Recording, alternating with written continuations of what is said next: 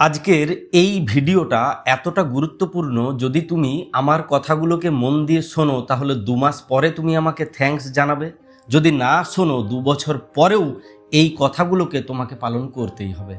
আজকে আমি যে কথাগুলো বলবো হয়তো আমি আমার অতীতের কোনো ভিডিওতে এই টপিক নিয়ে আলোচনা করিনি, ভবিষ্যতে করব কিনা জানি না।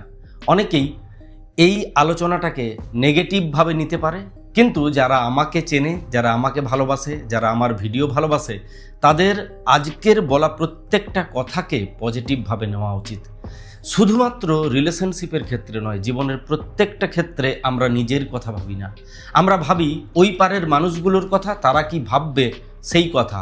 আর এই ভাবনাটাই আমাদেরকে কোথাও না কোথাও ডিপ্রেস করে, ভীষণ ডিপ্রেস করে, শারীরিকভাবে, মানসিকভাবে, বিভিন্ন দিক থেকে আমরা ক্ষত বিক্ষত হয়ে যাই। আমি যে প্রতিদিন কলগুলো রিসিভ করি, যারা নাম বুক করে তাদের সঙ্গে যখন কথা বলি, প্রত্যেকের ভেতরে, আমি বলছি না 2-1 জন, প্রত্যেকের ভেতরে আমি দেখেছি এই টেন্ডেন্সিটা আছে, নিজেকে প্রায়োরিটি না দিয়ে অন্যকে প্রায়োরিটি দেওয়া। কোথায় প্রবলেমটা হয় জানো তো? যখন কোনো একজন মানুষকে বা কয়েকজন মানুষকে নিয়ে আমরা ভীষণ রকমভাবে মানসিকভাবে মাতামাতি করি, তখন নিজেদের দিকে তাকানোর সময় পাই না। এফেক্ট পড়ে নিজের শরীরে, মনে এবং রিলেশনে, যে জায়গাটাকে আমরা দেখতেই চাই না, আর যখন দেখি তখন অনেকটা দেরি হয়ে যায়। তোমাদের ভেতরে এমন অনেকেই আছো যারা আমার সঙ্গে ইতিমধ্যে যোগাযোগ করেছো এবং নিজে জানিয়েছো, দাদা আমি আগে যেরকম দেখতে ছিলাম বর্তমানে সেই রকম দেখতে নেই, আর কোথাও না কোথাও আমার রূপের ঘাটতি হয়েছে। কেন জানেন? কারণ আমি ওকে নিয়ে ভাবতে ভাবতে একটার পর একটা রাত কাটিয়ে দিয়েছি, চোখের তলায় কালি পড়ে গেছে। বয়স 25, দেখতে লাগে 32-35। তুমি বলো তো, এই পরিবর্তনটা রিলেশনে এফেক্ট আনবে না? আমরা যতই বাহাদুরি করে বলি না কেন, সৌন্দর্য রিলেশনের সঙ্গে যায় না, 100% যায়। আগে দর্শনধারী, তারপরে গুণ বিচারী। কে কীরকম ভাবে কাকে দেখছে তার উপরে অনেক কিছু ডিপেন্ড করছে। সৌন্দর্য মানে এমন নয় আমাকে ঐশ্বর্যা রায় কিংবা সালমান খান হতে হবে, তেমনটা নয়। আমাকে আমার চোখে পারফেক্ট হতে হবে। যদিও পারফেক্ট বলে কিছু হয় না, তবুও আমি যেন আয়নার সামনে দাঁড়িয়ে গর্ব করে মাথা উঁচু করে হাসি মুখে বলতে পারি আমি এমনটাই চাইছিলাম। কেমনভাবে করতে পারি জানো? খুব সহজে। মানুষ জটিলভাবে বর্ণনা করে বলেই বিষয়টা এত ডিফিকাল্ট হয়ে যায়।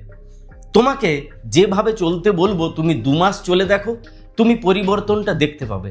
দুনিয়ার জন্য তোমার হাতে এত সময় আছে, দুনিয়ার জন্য তুমি জীবনটা লুটিয়ে দিতে পারো, আর নিজের জন্য 15 থেকে 20টা মিনিট বার করতে পারো না, এটা হতে পারে না।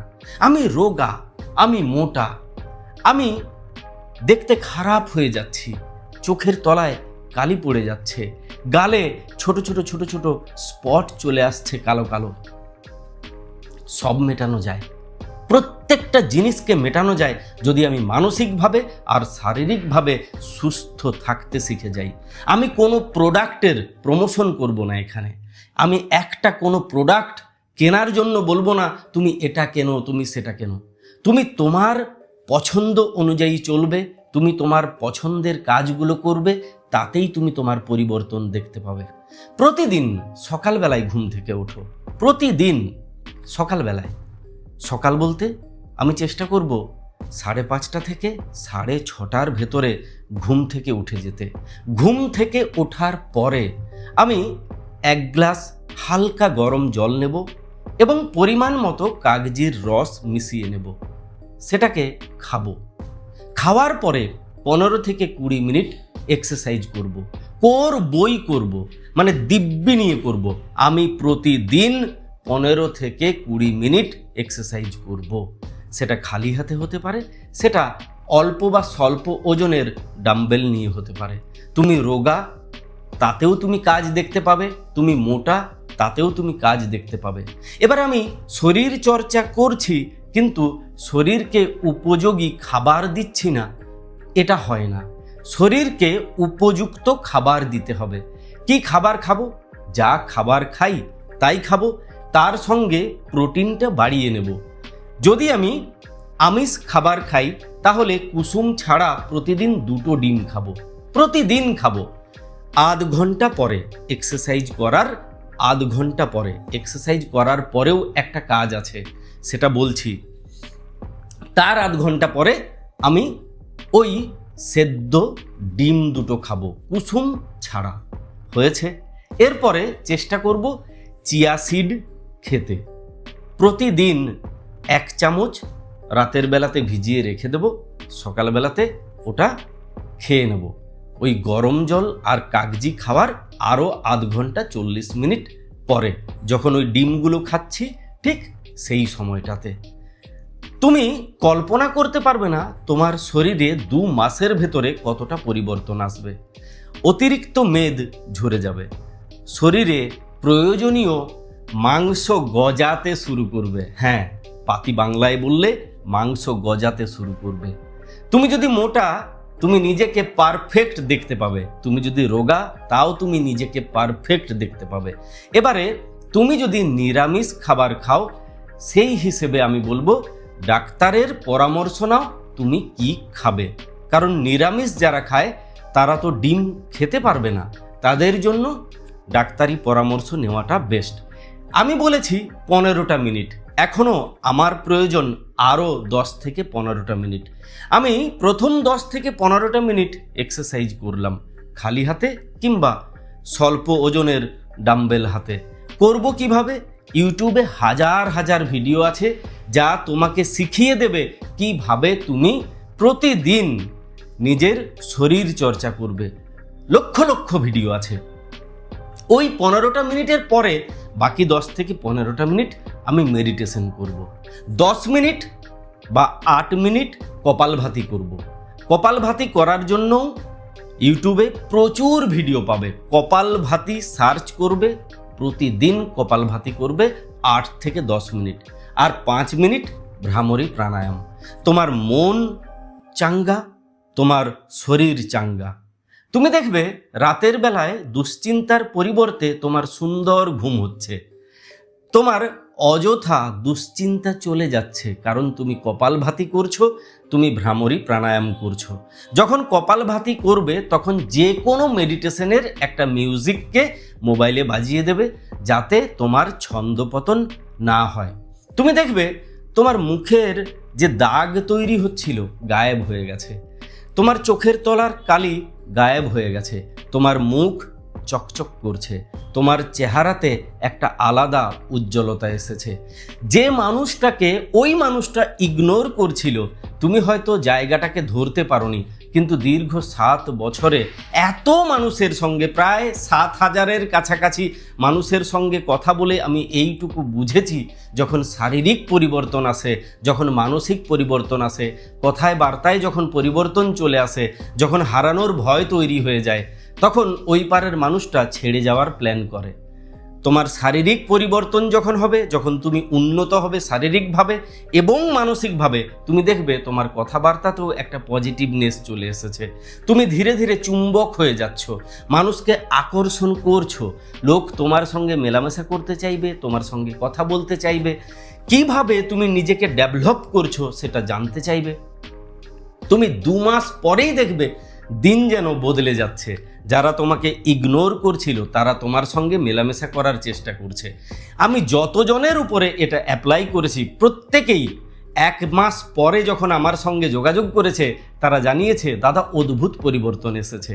মানসিকতাতে এতটা পরিবর্তন আসবে এটা তারা কল্পনা করতে পারে না। যেমন তুমি এই মুহূর্তে কল্পনা করতে পারছো না তোমার মানসিকতাতে কতটা পরিবর্তন আসবে।